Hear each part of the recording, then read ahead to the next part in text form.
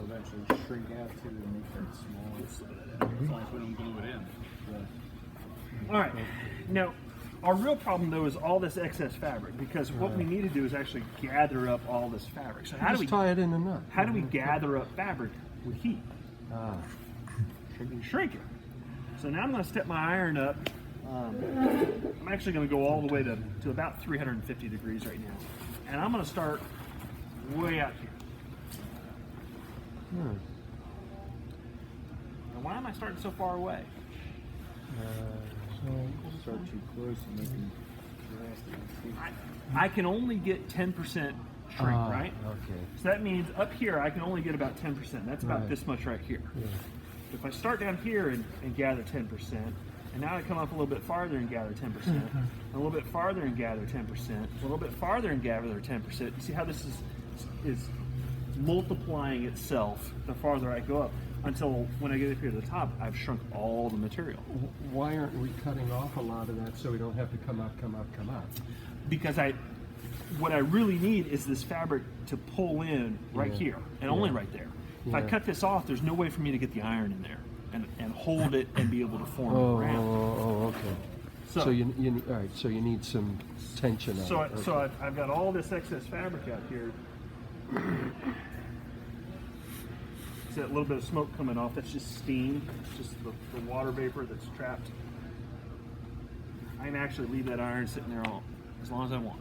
It won't scorch. Because it's not 400 degrees. Yep, at 350, it's just stable. It just sits right there. Won't melt through, won't scorch, won't burn. Nothing happens. But it'll take It just shrinks. 10% It just shrinks. And it doesn't keep shrinking. It only shrinks up to 10% what? or 5%? Yeah, 10%. 10% at 350.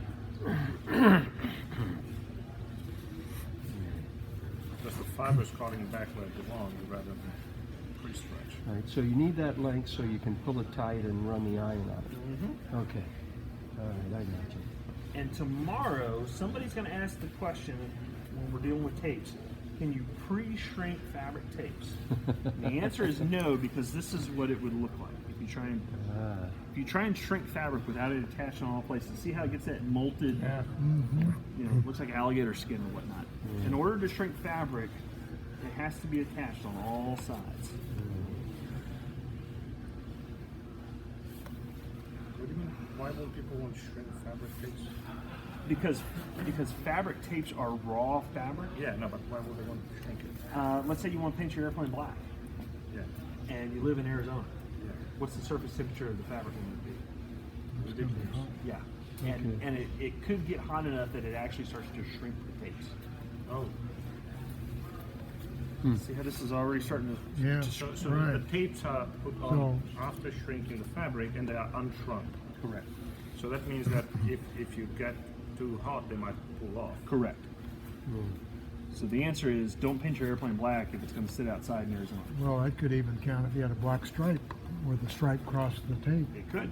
You can have a shrink spot there, and the rest of it would be fine. And each time you shrink each layer as you put it on. You don't wait until all your layers of skin are on. Yes and no. Okay. I'll wait. We will cover that later. We will cover that Okay. in about 45 minutes. Okay. Okay. See how nice that has pulled up now? Okay. And